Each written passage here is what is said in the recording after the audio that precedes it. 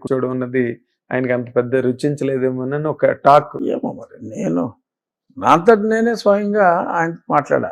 దెబ్బతిన్నప్పటికీ కూడా ఆయనతో స్వయంగా మాట్లాడాను.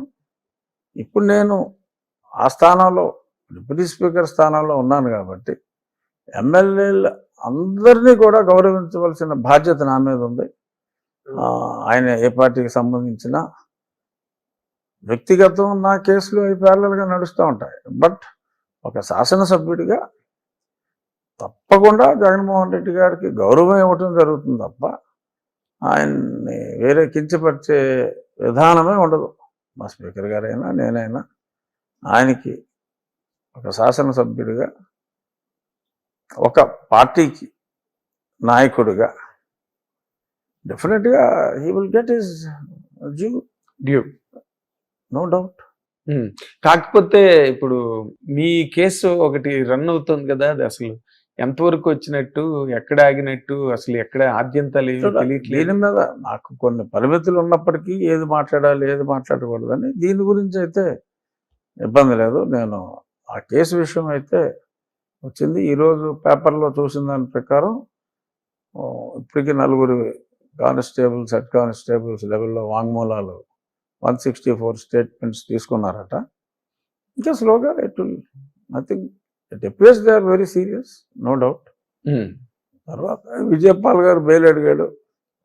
అది రేపు item number 6 in supreme court. తనైతే ఏం గుర్తులేమని చెప్తున్నారట.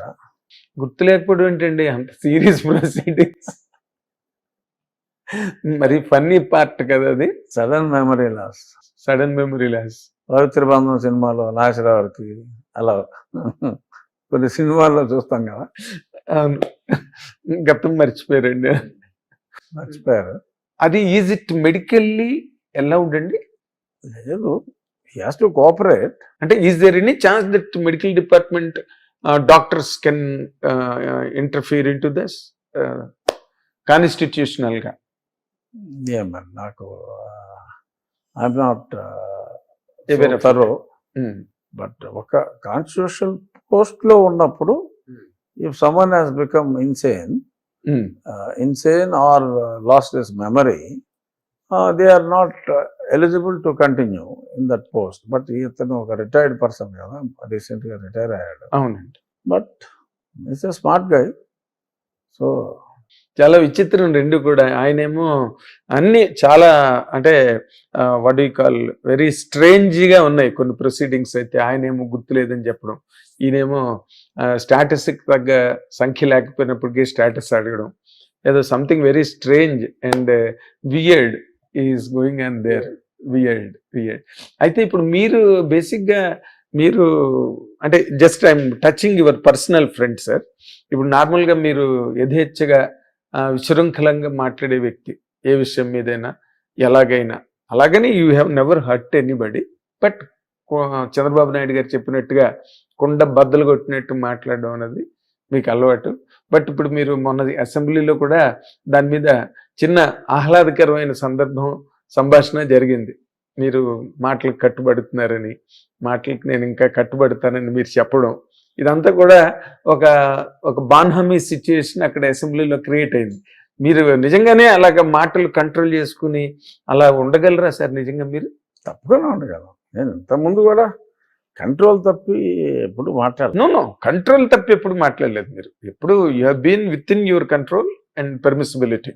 భాష విషయంలో కూడా ఎప్పుడు కంట్రోల్లోనే ఉన్నాను.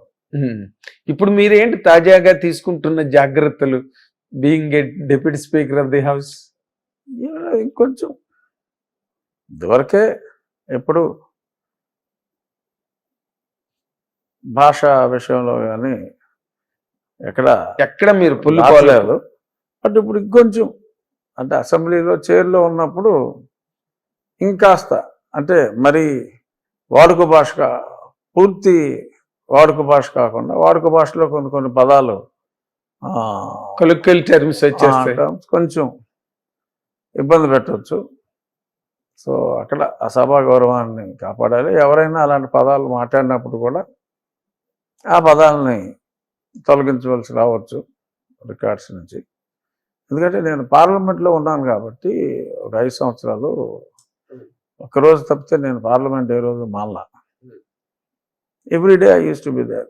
ఆల్మోస్ట్ అవునండి. ఏదన్నా లంచ్కి వెళ్ళినప్పుడు ఎప్పుడైనా ఒక 5 నిమిషాలు 10 నిమిషాలు లేట్ అవ్వడం తప్ప అసలు నేను మార్నింగ్ టిల్ క్లోజర్ ఎప్పుడు కూడా అత్యధిక సమయం పార్లమెంట్లో ఉన్నది బహుశా నేను అయి ఉంటుందేమో.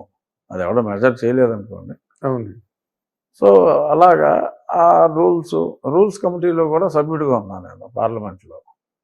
స్పీకర్ గారి చైర్మన్, నేను సభ్యుడిగా కూడా ఉన్నా. సో అంచేత కొంచెం కొద్దిమందికి మొదటి సెషన్లో కాస్త ఇబ్బంది పడినట్టుగా అనిపించింది నాకు.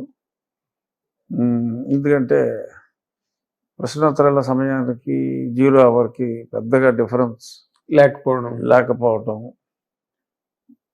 ఎవరికి వాళ్ళు తోచిందంతా చెప్పేయటం, 25 నిమిషాల నుంచి 35 నిమిషాలు ఒకే ప్రశ్నకి సమయం తీసుకోవటం. అంటే ప్రశ్నగా కాకుండా ఒక ఉపన్యాస ధోరణిలో వద్దు, సూటిగా ఉండాలి. సూటిగా ఆ ప్రశ్న ఉండాలి. మంత్రి గారి సమాధానం కూడా సూటిగా ఉండాలి. ఆ గంటకి క్వశ్చన్ అవర్ అంటే 1 గంటే. భారతదేశంలో ఎక్కడైనా క్వశ్చన్ అవర్, పార్లమెంట్లో అయినా ఏ అసెంబ్లీలో అయినా గంటే ఉంటుంది. ఏ స్టేట్ అసెంబ్లీలు గంటే క్వశ్చన్ అవర్ అని ఎందుకు అంటున్నారు? క్వశ్చన్ అవర్స్ అని ఎందుకు అంటలా? సో క్వశ్చన్ అవర్లా ఉండాలి. It should not become question hours అనేది నా ఉద్దేశం. సో ఇక్కడ sudden transformation is difficult. So gradually డెఫినెట్గా ఇప్పుడు 0 అవర్లో కూడా డెఫినెట్గా సభ్యులు 2 నిమిషాల్లోనే క్లుప్తంగా బట్ సంక్షిప్తంగా కూడా చెప్తున్నారు. అవునండి. అసలు మామూలుగా point is reaching where it should reach. So వాళ్ళ సమస్య 0 అవర్ అంటే okay, matter of public importance. So ఆ పబ్లిక్ ఇంపార్టెన్స్ గురించి వారి నియోజకవర్గంలో కానీ రాష్ట్రంలో కానీ ఇప్పుడు ఇది జరుగుతుంది. So I want to bring this to the notice of the concern minister through the speaker. So precisely that is what meant. It's that are is meant for that. So దానికి అది కాకుండా ఇంకేదో డిఫరెంట్ డైరెక్షన్లో వెళ్ళినప్పుడు ఆ పాయింట్కి వస్తే బాగుంటుంది. ఈ 0 అవర్ ఉద్దేశం అది అని చెప్పి చెప్తున్నా 1-2 సార్లు. బట్ ఇమీడియట్గా 8 రోజుల్లో నేను సభా నిర్వహణలో ప్రతిరోజు కొన్ని గంటల పాటు ఉన్నా. అవును. సో ఉన్నప్పుడు I tried my best to convince. So ఉద్దేశం ఇది. చట్టం, అసెంబ్లీ ప్రొసీడింగ్స్లో రూల్స్లో ఉద్దేశం ఇది.